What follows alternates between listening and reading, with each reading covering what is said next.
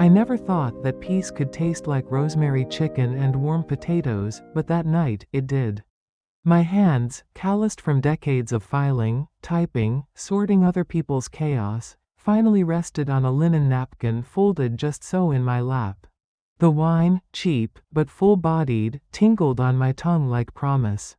I'd said it softly, more to myself than to them. I think I'll move near the lake. It was a whisper born from 30 years of early mornings and late buses, from saving coupons and mending socks. A dream, finally ripe. My daughter-in-law snorted so loudly her fork clanged against her plate. She thinks she's in a movie, she muttered, leaning toward my son with a smirk that twisted her glossed lips. And they both laughed. At me. The moment burned itself into the wood grain of the dining table. I looked down and ran my fingers along a faint old scratch, one I remembered from when my grandson dropped his plastic truck during a tantrum. The heat from the roast, the flicker of candlelight, even the clink of dishes, suddenly, it all felt distant, like I had stepped outside the warmth of my own life and was watching it from the cold. I pressed the edge of my napkin, smoothing it carefully across my knee. A habit from childhood, tidy hands, tidy life. That was the rule. I smiled faintly and said nothing. Let them laugh. But something in me, something older than pride, woke up just then. A little voice, like the creak of a rocking chair in a quiet room, whispered, "They do not see you." They never did. The scent of rosemary no longer soothed me. It smelled like mockery now. The wine tasted thin. I excused myself early, pretending I was tired. I was more than tired. I was unraveling. That night, in bed, the soft flannel of my nightgown felt scratchy, and the blanket that always comforted me suddenly seemed too heavy. I lay there with my eyes open, tracing the cracked ceiling with my gaze, wondering when I had become someone to laugh at. Wondering why no one had warned me that joy, when shared with the wrong people, can be used as a weapon. And just like that, the sweetness of retirement turned bitter.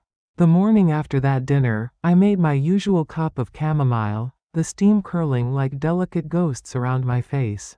The mug, one with faded violets and a chipped handle, warmed my hands the way it always had. But the comfort didn't reach my chest. I couldn't stop hearing their laughter, couldn't shake the image of their amused glances. It was just a small moment, I told myself.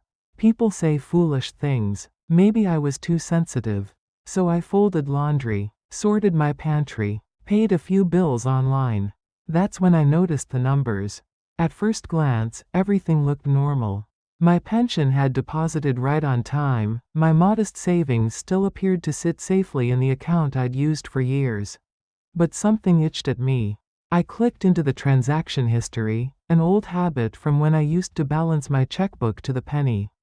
A series of small transfers blinked back at me. Not big enough to raise alarms, but just large enough to leave a trail. $43.76 on the 8th. $61.10 on the 15th. $37.95 on the 23rd. All marked with vague descriptors, utilities, maintenance, service. But I hadn't paid anyone for those things. Not that week. Not that month. I blinked, my finger hovering over the trackpad. My breath had gone shallow. The chamomile had gone cold. Maybe I'd forgotten something, I thought. Maybe I was losing my memory. That idea scared me more than the money. I pulled my old notebook from the drawer, the green one with the cracked spine, where I wrote down every expense out of habit. I flipped through the last few weeks. Nothing matched. I set it on the table beside the mug. My thumb ran along the frayed cover as I tried to calm my racing thoughts. Could it be a mistake? A clerical error? Some banking glitch? But I knew my records. And deep in my chest, under years of instinct honed from budgeting every penny, I felt it like a drop in barometric pressure. This was no accident. I wrapped the blanket tighter around my shoulders, the one I'd crocheted the winter after my husband died. Each square had been a way to pass the time and stitch myself back together. That blanket had comforted me through lonely Christmases and long Februaries. But tonight, its weight only reminded me of something pressing down on me.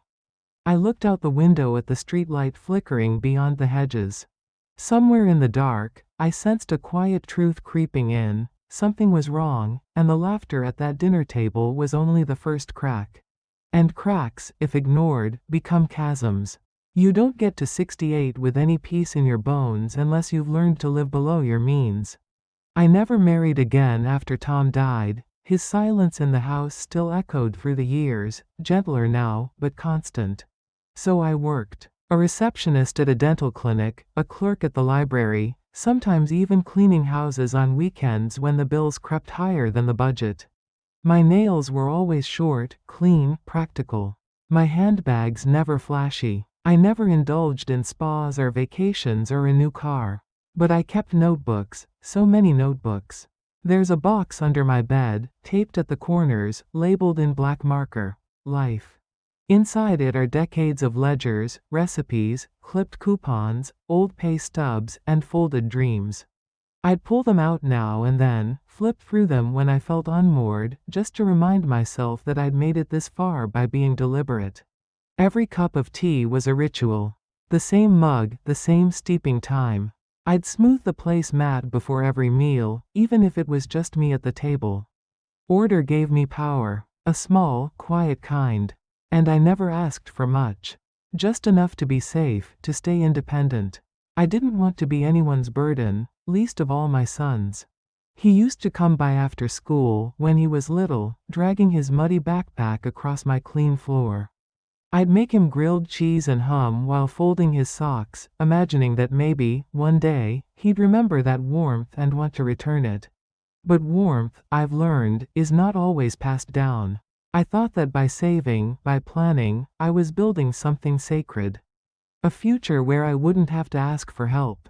Where I could sit by a lake, book in hand, and listen to the wind without worrying about gas bills or groceries. Now, with each suspicious transaction, that vision trembled like fog on glass. I ran my fingers over the edge of the notebook again. Last month's budget, each line in blue ink, clean and careful. The numbers weren't just money. They were my armor, and someone was chipping away at it while smiling in my face. I tucked the notebook back into the drawer, slower this time, letting my fingers linger on the spine. I still wanted to believe the best of them. I wasn't ready yet to think that someone I loved, someone I had fed and cradled, might see me not as a mother, but as a wallet with gray hair. But belief, I was starting to remember, doesn't change the facts. I walked to the bank that Friday, wrapped in my navy coat, the one with the loose button I kept meaning to mend.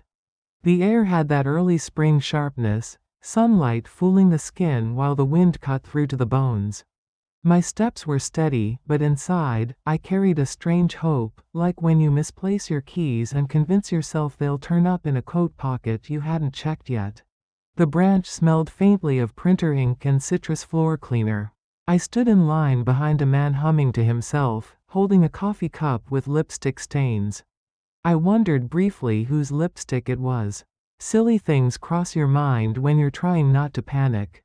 When it was my turn, I asked to speak with someone in private. A young woman with bright pink nails and a polite smile ushered me into a small office. I sat down and placed my folder, plain, beige, organized, on the desk. My fingers traced the folder's edge. Another old habit. I think there's been a mistake, I said gently. Some transactions I don't recognize. She clicked through screens I couldn't see, her eyebrows narrowing just slightly. They're linked to a joint access account, she murmured, then paused. Authorized user. I blinked. I don't have an authorized user. Her lips pursed. There's someone listed here. A family member. I swallowed. The tea I'd had that morning suddenly curdled in my stomach. I smelled the faint trace of her vanilla perfume, sickly sweet, clashing with the sour twist in my gut. I'd like to see all the names, I said, my voice low, too calm for how cold I felt inside. She printed something. A page slid across the desk toward me. And there it was, my son's name. A flicker of memory surfaced. Years ago, during a hospital stay, I'd signed a temporary access form. Just in case. I never revoked it. It had never even occurred to me that I needed to. I left the bank holding that paper like it might explode. The wind had picked up, and the corners fluttered in my grip. I folded it slowly, tucked it back in my folder, and held it tight to my chest as I walked home. Maybe, I thought, he had good intentions. Maybe there was a misunderstanding. Maybe, but even in my most generous thoughts, the truth was there, growing louder.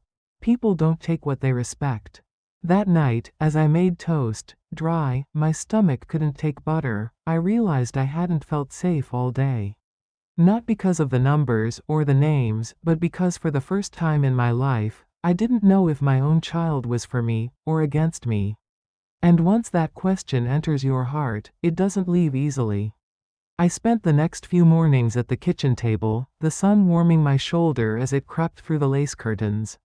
I laid out the papers like puzzle pieces, statements, receipts, my notebook entries. My old calculator sat nearby, its buttons worn smooth. I still preferred the soft, mechanical click of it to the sharp beeps of anything digital. With every sip of black tea, bitter and slightly oversteeped, I found another line that didn't make sense. A home repair I never ordered. A grocery charge from a store I hadn't visited. Little things, small enough to escape notice. Just enough to bleed me slowly. I ran my finger down one column, my nail catching on the edge of the paper. One transfer was $49.80, just under the threshold that triggers alerts. Another was labeled, childcare. I don't have young children. I haven't paid for childcare since the Reagan administration. The smell of lemon oil from the wood polish lingered in the air. I'd cleaned the table before spreading everything out. Clean space, clean mind. It didn't help. Each number began to feel like a fingerprint pressed against my trust. And every one of those small withdrawals wasn't just money, it was time. Time I had worked for. Time I'd bent over filing cabinets, shelved books, wiped counters. It was mine, and someone had decided they deserved it more. I remembered how my daughter-in-law always seemed to find new gadgets, smart home devices, brand name bags, on sale, restaurant meals she'd post online. I used to tell myself they were just lucky, just savvy. I never wanted to be the suspicious old woman who saw greed in every kindness. But now? I ran my hand across the table again, smoothing a wrinkle in the papers as if I could iron out the betrayal. My house felt too quiet. No kettle whistle, no footsteps, no laughter. Only the ticking of the wall clock, a wedding gift from my parents, still chiming every hour like a heartbeat I could depend on. Tick, tick, tick, each sound a reminder that I was running out of time to pretend everything was fine. In the middle of it all sat my blue pen, the one I always used to write birthday cards. I picked it up and started making marks next to the suspicious lines, stars and circles, each one a wound I couldn't ignore. And as the wind knocked softly at the kitchen window, I realized, these weren't errors. They were choices, and whoever made them thought I wouldn't notice. They were almost right. His name was Walter, widower, quiet, lived 2 houses down with a blind terrier named Buttons and an impeccable rose garden. We'd exchanged casseroles for years, and when I needed someone to trim my hedges or carry salt bags into the basement, he showed up without needing to be asked. He used to be an accountant before retiring early. I remembered that one night, years ago, over tea and oatmeal cookies, he'd spoken about numbers the way others speak about music, structure, rhythm, the strange beauty of balance. That's why I trusted him. Walter didn't just understand numbers. He respected them. I called and asked if he had a moment. Bring the papers, he said without hesitation. His living room smelled like pipe tobacco and lavender furniture polish. A floor lamp cast a soft glow over a stack of crossword books, and a worn quilt lay across the back of his armchair, the one his wife had made. I always noticed how gently he touched it when he sat. I handed him the folder, the one I'd come to clutch like a shield. He didn't speak much as he flipped through it, just adjusted his glasses, then squinted closer. The only sound was Buttons gently snoring at our feet. After several minutes, Walter leaned back, took off his glasses, and looked at me, not shocked, but sad. "They're bleeding you slowly," he said. It's structured, intentional, just subtle enough that most folks wouldn't notice. I swallowed hard. The tea in my cup had gone cold. He tapped one of the pages. They know what they're doing. They know where the limits are, what looks normal on paper. This isn't a mistake. This is someone treating your money like theirs. The quilt slipped a little as he sat forward. He straightened it carefully before continuing, like even in delivering hard truths, one should mind the corners. You have to act. Quietly, but soon. I nodded, but my body felt frozen. Not from fear, but from a kind of grief. Not for the money, not even for the betrayal, but for the last ember of innocence I'd held onto. That my family wouldn't take advantage of me. That maybe, deep down, they still saw me as a mother, not a resource. I looked down at my hands, folded in my lap. The same hands that had packed school lunches, changed diapers, written checks for baseball fees. My knuckles stiffened lately, the joints louder with each year, but I still trusted them to hold the truth steady. Walter touched my wrist lightly. "You're not weak," he said. "You're awake." I thanked him, gathered the folder, and walked home through the early evening air. The scent of roses followed me down the sidewalk. A breeze carried the smell of grilled meat from someone's backyard. When I reached my porch, I paused before opening the door. The sky was turning purple, one of those late summer evenings where the world looks honest for a moment. Inside, I sat in my kitchen, wrapped the same crocheted blanket around my shoulders, and placed the folder beside me. I didn't cry. I began to plan. There's a certain power in stillness, something I'd forgotten until that week. I didn't rage or confront anyone. No angry calls. No teary scenes. Instead, I did what I'd always done in the face of trouble. I got organized. First came the lawyer. Miriam Morales, sharp eyes, soft voice, hair always tied back in a braid. She had helped a friend of mine with her will last year, and I remembered how people said, "Miriam doesn't miss a comma." That's exactly what I needed.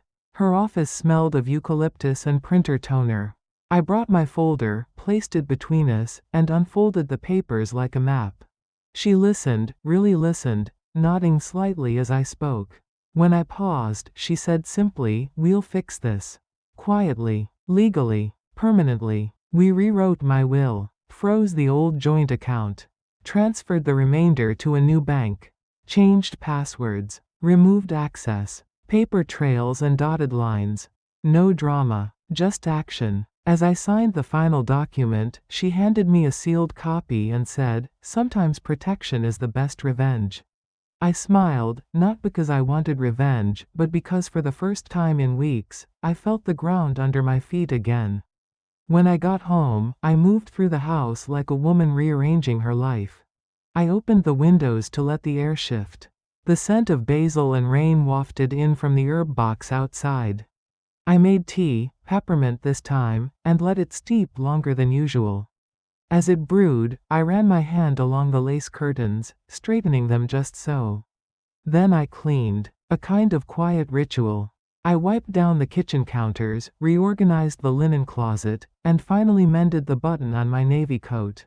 It was a small thing, but my fingers knew the rhythm of the needle, and that rhythm calmed me. Stitch by stitch, I stitched myself back into control. The next day, I visited the cemetery. Tom's headstone was shaded by an old oak, and I brought fresh lilies, his favorite. I stood there in the quiet, telling him, not out loud, but in that way widows learn to speak to the air, that I was handling it. That our son had made a choice, and so had I. When I got home, I tucked all the legal papers into a fireproof box. Slid it beneath the bed next to my life box. Then, I waited. Not fearfully, just watchfully. Like someone who'd placed the final piece on a chessboard and was waiting for the other player to make their move. I drank tea with intention. I brushed my hair slowly. I went to the market and greeted the butcher like always. I smiled at neighbors. I watched birds from the porch. But inside, I was no longer the mother hoping to be loved. I was the woman no one would laugh at again. It was a Tuesday, late afternoon, when I heard the knock. 3 short raps, sharp and familiar. I was peeling an apple at the sink, the knife gliding in a spiral as thin as lace. The sun poured through the window, warming the tiled floor and making my small kitchen glow like something from a memory. I didn't rush to answer. Let her wait. When I opened the door, there she was, my daughter-in-law, holding a plastic container with foil over the top. Her smile was tight, all teeth and no warmth. "Thought you might want some lasagna," she said, holding it out like a prize. We had too much. Again. I took the container with both hands. It was warm, heavier than it looked, the foil slightly dented from the weight of her fake generosity. The smell of garlic and cheese wafted up, and for a moment I was 12 again, back in my mother's kitchen, watching her make do with leftovers and pride. "Thank you," I said softly, stepping back to let her see only what I wanted her to. She peered past me, eyes scanning my kitchen as if looking for signs of weakness. Her gaze lingered on the blanket folded over the chair, the small stack of envelopes on the table. She was looking for chaos. There was none. "You know," she said with that syrupy tone she used when pretending to care, "it's probably smart for you to stay close. Easier for us to check in. Safer that way." Safer for them, she meant. I nodded once, still holding the container. The steam clung to my palms. I didn't offer her a seat. I didn't open the lasagna. I simply stood, wrapped in the smell of something meant to pacify, not nourish. She shifted on her feet. "You doing okay? With the bills and all?" I know retirement can be confusing. I smiled, gently, the kind of smile that doesn't reach the eyes. "I've been reviewing everything." "Oh," she said, blinking. "Yes, every detail. Just making sure nothing slips through the cracks." Her face flickered, just for a second. A hairline crack in the performance. "Well," she said, stepping back, "if you need anything. You know we're here." "I do," I replied, closing the door with slow precision. Inside, I set the lasagna on the counter and covered it with a clean towel. I didn't throw it away, no. I wasn't raised to waste food. But I didn't eat it either. Not yet. Not until I could be sure it hadn't come with strings attached. I sat down at the kitchen table, folded my hands, and listened to the silence she left behind. No laughter this time. No whispered mockery. Just the low hum of the refrigerator and the rustle of a curtain in the breeze. I didn't feel angry. I felt clear. She had come expecting the same woman who smoothed napkins and nodded politely, who accepted leftovers like gifts and advice like orders. But that woman was gone. In her place was someone who knew what silence could do. I sat there a while longer, watching the light shift across the table, letting the calm settle into my bones. She thought I was quiet because I was weak. She was wrong. I was quiet because I had already won the first battle. There's a kind of satisfaction in letting someone underestimate you. It's like wrapping yourself in an old quilt, full of hidden strength, soft on the outside, but stitched tight with years of quiet knowing. I kept that quilt around my shoulders most evenings now, its lavender scent faint but comforting. Tom used to say I looked like a queen in it. I was starting to believe him again. After her little visit, I resumed my routines. Not because I needed to, because I wanted her to see them. On Thursday, I called the utility company, asking gentle, confused old lady questions about my bills, just loud enough on the porch for a neighbor to overhear. On Saturday, I walked to the corner store with my grocery list folded neatly in half and let my daughter-in-law spot me from her car. She waved. I waved back, all warm eyes and crinkled smile. I let her believe everything was normal. That I was still in the dark. That I needed her. Every move she made now, she thought was unseen. But I watched. There was a new haircut, noticeably pricey. A new tablet, sleek and fast. A dinner out, posted to social media, wine glass tilted just so. I scrolled past it all with steady fingers, noting the timestamps. Calculating. I kept my folder near. Every evening, after dinner, I'd take it out and mark a few more lines. I used a red pen now. The ink bled like truth across the paper. I also started something else. A journal. Not the kind with flowers on the cover, but an old composition notebook I found in the hall closet. The pages had yellowed slightly, and the spine was creased. I opened to the first page and wrote one word in bold: watch. Each day, I recorded things, her expressions, his silences, the timing of their texts, the things they didn't say. I didn't write like a mother. I wrote like a woman preparing her own defense. And through it all, I was still me, still ironing napkins, steeping tea, folding laundry with gentle fingers. But now those fingers held secrets. The lasagna container remained in the fridge, unopened. A quiet monument to her assumption that I was grateful. That I still needed their scraps. On Sunday, I went to church, sat near the back, and wore my navy coat, now with its button firmly in place. I listened to the sermon about the meek inheriting the earth, and I smiled. Not because I was meek, but because they had mistaken me for someone who was. After the service, a few of the older women came up to ask how retirement was treating me. I told them it was quiet, peaceful. Just what I hoped for, I said. And in a way, it was. Because peace, I had learned, doesn't always come from stillness. Sometimes it comes from knowing that while others think they hold the cards, you're already reshuffling the deck. It was a Tuesday when Miriam called. I was dusting the bookshelf, my fingers trailing along the spines of old novels and cookbooks, when the phone rang. 2 short rings, then silence, the landline's way of reminding me who I was. Mrs. Alvarez, she said, always so formal, we're ready to serve the notice. Would you prefer it done officially, or personally? I paused. The feather duster stilled in my hand, a fine layer of dust catching the sunlight. The smell of lemon oil clung to my skin. I looked at the ceramic bird on the windowsill, one my grandson had painted in school, half blue, half green. He hadn't visited in months. No papers, I said. Not yet. I'll do it myself. Miriam didn't question me. She just said, I'll send you everything you need. Take your time. That night, I opened the package she'd delivered. A thick envelope, no markings, just my name written in neat block letters. Inside were the finalized documents: new will, account protections, evidence of the transactions, and the letter outlining their removal as financial proxies.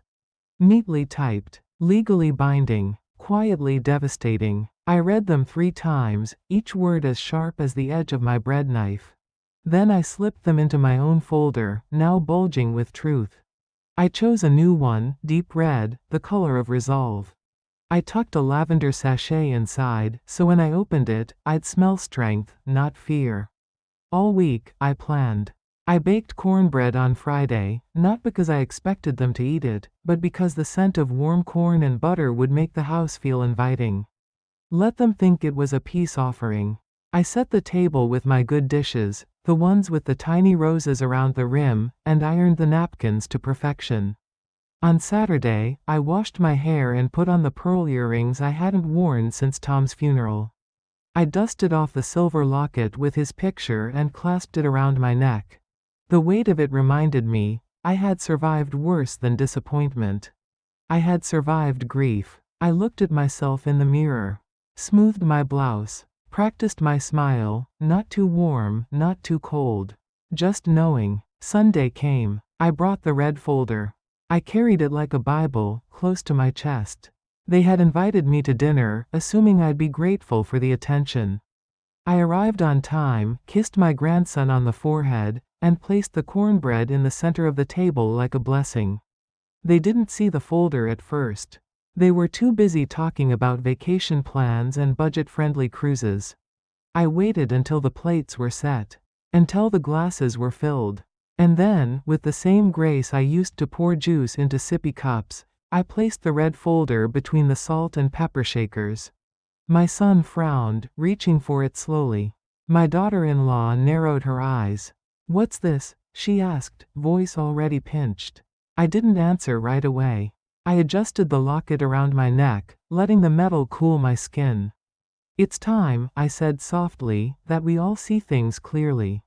The cornbread was still warm. The air smelled of basil and garlic. And for the first time in months, I felt taller in my seat. "Let them open it. Let them see." He opened the folder with the same hands I once taught to hold a spoon. Now they trembled as he pulled the documents free, his fingers brushing the edge of the legal seal like it burned. She leaned in quickly, her perfume wafting sharp, jasmine and control. When her eyes landed on the papers, she froze. Her mouth opened slightly, but no words came. For a second, the only sound was the hum of the refrigerator and the soft clink of her fork against the plate she hadn't yet touched. I sat perfectly still, hands folded in my lap like I was in church. "I don't understand," my son said, his voice low.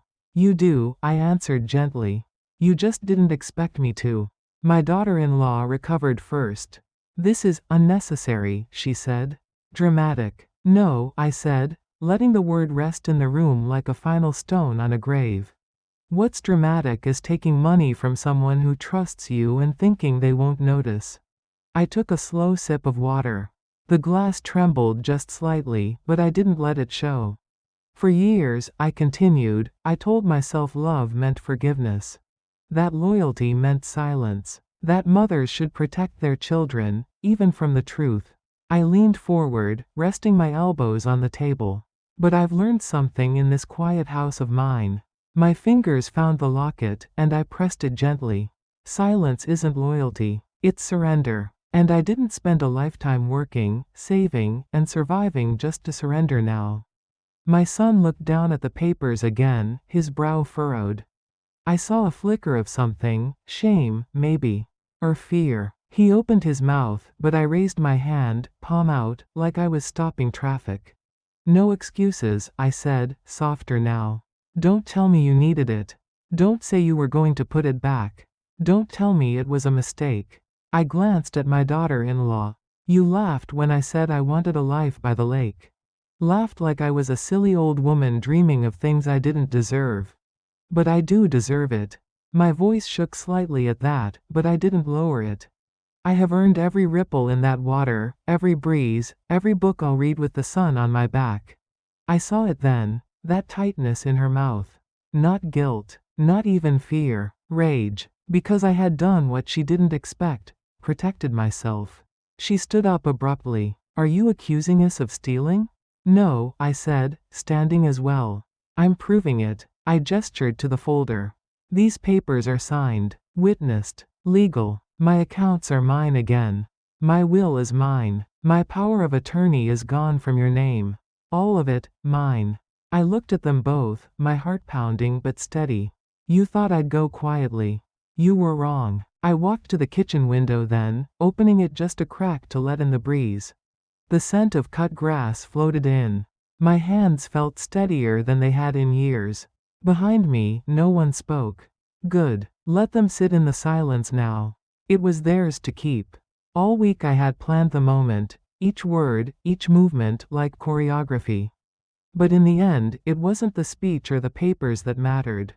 It was the quiet, the way I moved. I'd made peach cobbler that morning, just like my mother used to, with cinnamon and a hint of nutmeg. It filled the house with warmth, not sweetness. There's a difference. Sweet is what you offer guests. Warmth is what you earn. I wore my gray slacks and a cream blouse with pearl buttons. Nothing flashy, but crisp. Clean. Respectable. A woman in control of her name and her story. I placed the red folder in my handbag beside a folded napkin and a handkerchief embroidered with lilies.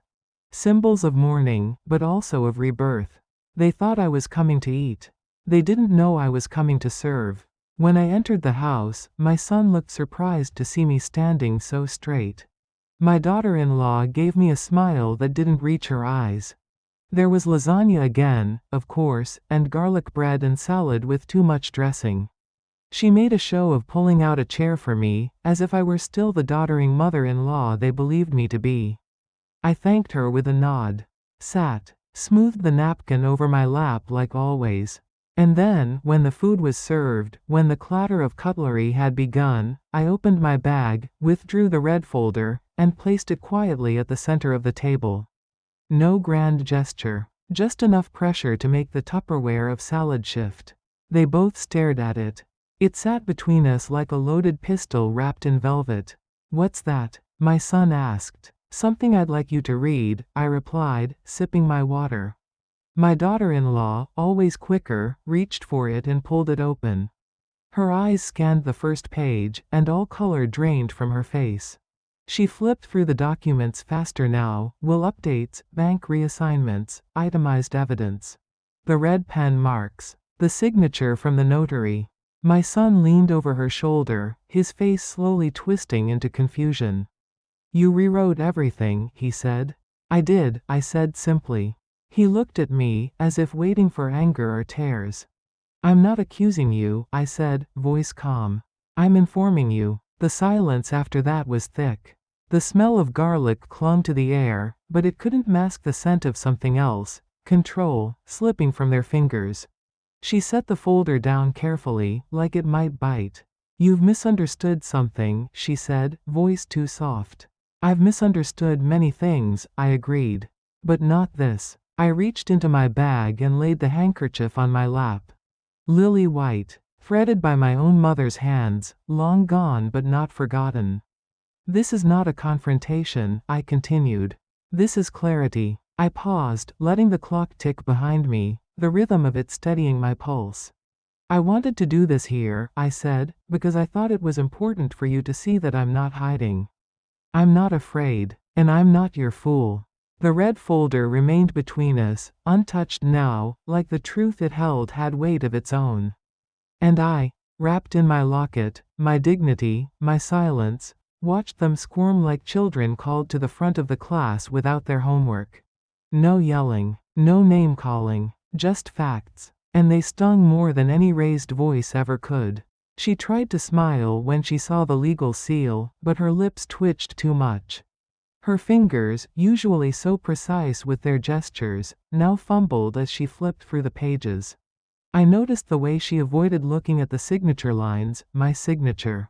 Clean, strong, unmistakably mine. My son sat with his arms crossed, eyes darting between us like a child caught between warring parents. He didn't speak, not yet. He was always slower to process discomfort. He liked his world smooth, unruffled. She wasn't like that. She thrived on control, on certainty, on the quiet arrogance of someone who believed their secrets would stay hidden. But secrets don't do well under bright kitchen lights. This, she began, but her voice cracked. She cleared her throat. This feels extreme. I raised one eyebrow and reached for my glass of water, the condensation making it slick in my palm. Does it? She glanced at my son, searching for backup, but he was staring at the papers, specifically the page with the bank records. We were helping you, she said finally, the lie thin as tissue. You weren't watching your finances closely. We stepped in so things wouldn't fall apart. Without asking? I said quietly. You gave him access, she snapped. Years ago. Yes, I replied. When I was in the hospital. When I trusted that access would be used only for emergencies. She flinched. Just slightly. Like someone touched by a memory they'd rather forget. Let's not make this ugly, she said, reaching for the folder, as if gathering it up might undo what it contained. I placed my hand on it, firmly. It's not ugly. It's honest. My son finally spoke, his voice low and hesitant. We didn't think you'd notice. There it was. The quiet confession, bare and small. The room chilled, despite the warm lasagna scent clinging to the air. I looked at him, not with rage, but with a sadness so deep it ached in my ribs. You didn't think I'd notice? I repeated. That's what you thought of me? He couldn't meet my eyes. I leaned back, folding my napkin slowly in my lap, smoothing its edge with deliberate fingers. You both assumed that because I'm old, I must be blind. That because I didn't fight, I didn't know. You mistook stillness for ignorance. The overhead light flickered slightly. Somewhere, a dog barked in the distance. I've lived through loss, through poverty, through loneliness, I continued. I know how to survive on bread heels and dignity. I know what it means to be underestimated. I looked at her then, directly. But I've never known what it's like to be stolen from by someone who sits at my table. She looked away, jaw tight, her nails tapping against the chair. Not out of nerves, out of anger. Not because I'd wronged her, but because I had caught her. That was her fear. Not the truth itself, but that I dared to speak it aloud. I stood then, slowly, the chair creaking behind me. I placed the napkin on the table. I won't shout. I won't accuse again. I won't ask for apologies. I turned to my son, who still hadn't moved. But I will not be your lesson in silence.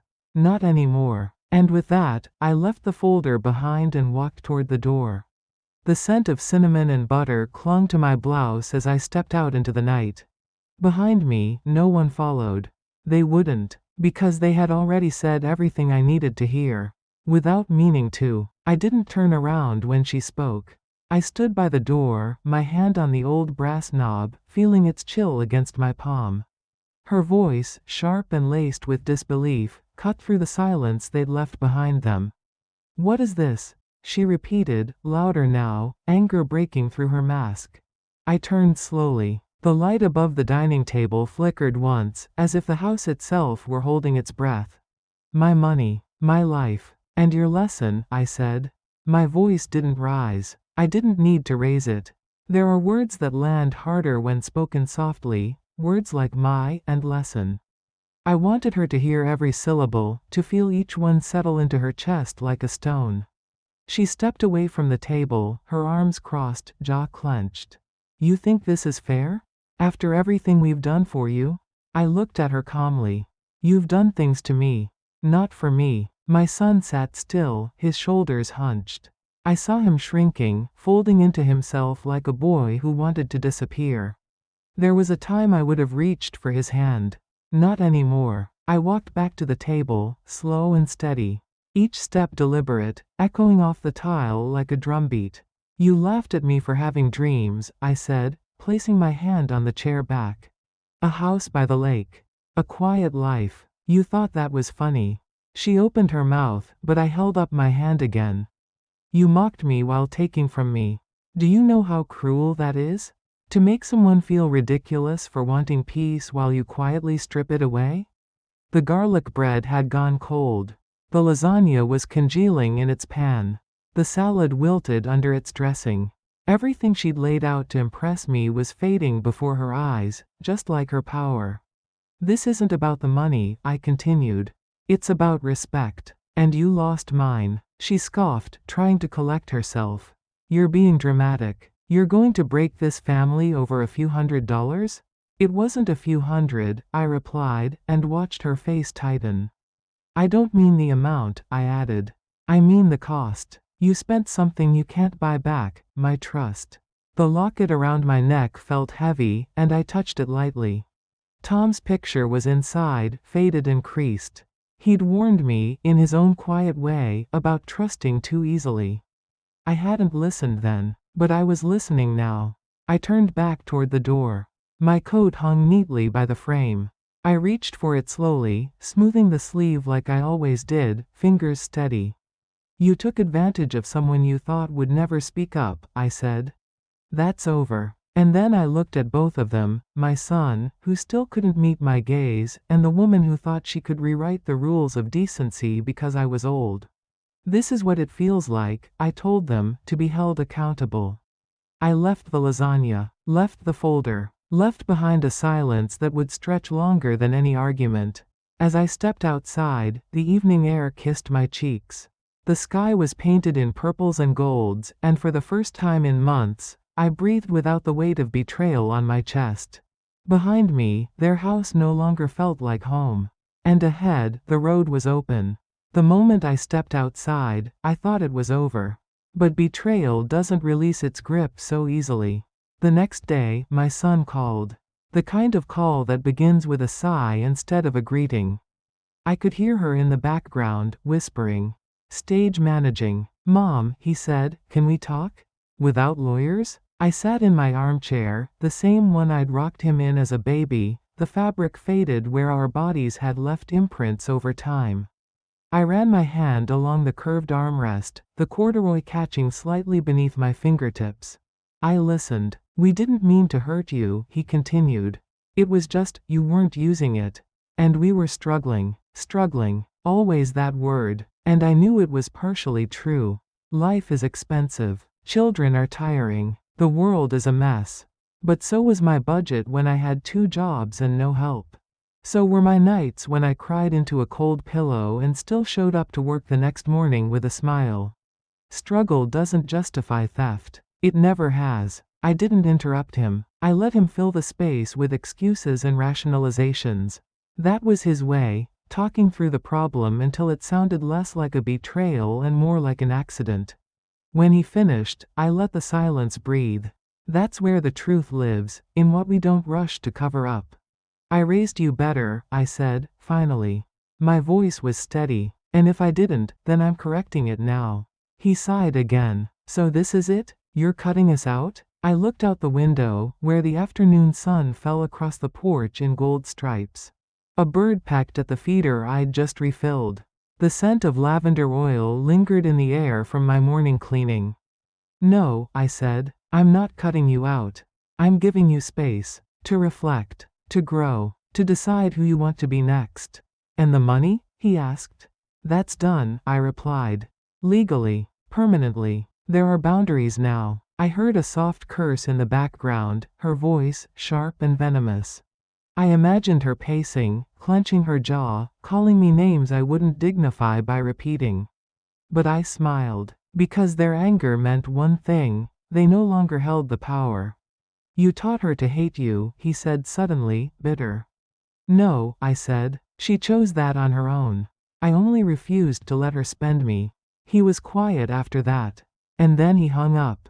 No goodbye. I sat there, the corduroy cool under my hand, and took a deep breath. The smell of rosemary from the garden floated through the open window, and I remembered that first dinner. That first laugh. The sting of it. But now? Now I didn't flinch when I remembered. I simply adjusted my locket, stood up, and put the kettle on. They had mistaken silence for submission. But I had rewritten the story. And I still had chapters left to live.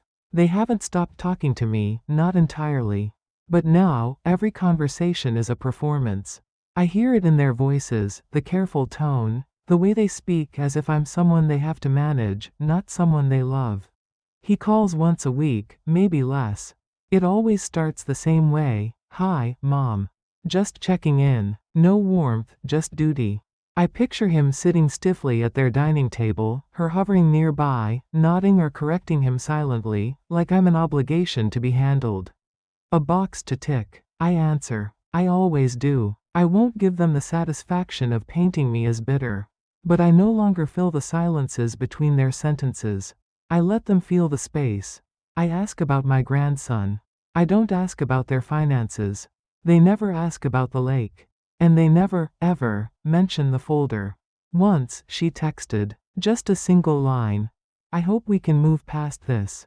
I stared at it for a full minute. Then I deleted it, not because I was angry. Because there was nothing left to move past. That road had already been walked, stone by stone, all the way to its end.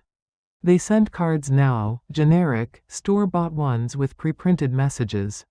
I place them in a drawer beside the old birthday cards my son made in crayon when he was small. The contrast is educational. Around town, things are the same. I go to the market on Wednesdays, nod to Walter when I see him tending his roses, wave at Mrs. Kaplan when she's at her porch with her knitting. People know something happened, but no one asks. Small towns know how to respect a silence that isn't shameful. I've taken up watercolor again. My brush moves slowly, carefully, like everything else in this stage of life. I paint little things: teacups, folded linens, birds at rest. They may seem unimportant, but they're mine. And each morning, I sit by the window with my coffee and watch the wind in the trees. My crocheted blanket around my shoulders, my feet tucked into warm slippers, I look at the life I built again from broken pieces. Still standing, still quiet. Still mine. Their absence doesn't ache the way I feared it would. It just sits there, like an empty chair at the table.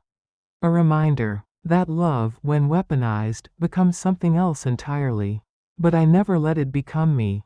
The mornings here are gentle. The sun climbs slow, brushing gold across the water, and the ducks glide without urgency. I sit on the porch with my mug, chamomile, as always, and watch the world breathe. The cabin is small, but it's enough. A narrow kitchen, a worn armchair, and a bed that creaks in just the right way when I lie down at night. The air smells like pine and damp earth, like truth. Out here, there's no need for pretense. The trees don't ask for apologies. The lake doesn't care about betrayal. It just reflects what's there. I brought the red folder with me. Not because I need it anymore, but because I earned every page of it. It sits tucked into a drawer with my notebooks, my sewing needles, and a photograph of Tom, taken the summer we thought we had forever. I still talk to him sometimes. I think he'd be proud. I don't hear from them much now. A strained call on holidays, a card at New Year's. I keep a polite distance. There's no war left between us, just space. And I like it that way. Sometimes I think about how it all unfolded. How they laughed. How they stole. How they underestimated me. And I smile, not out of spite, but because I lived. I outlived their games. I walk the shore each evening, the gravel crunching under my old boots. I watch the water ripple, each wave a soft reminder that everything moves forward, quietly, steadily. Just like me, I am not their burden. I am their reminder that a woman doesn't fade just because she turns gray. That dignity, once claimed, doesn't go back into the box. That silence, when chosen, can speak louder than any scream. And I didn't need revenge. I only needed myself back.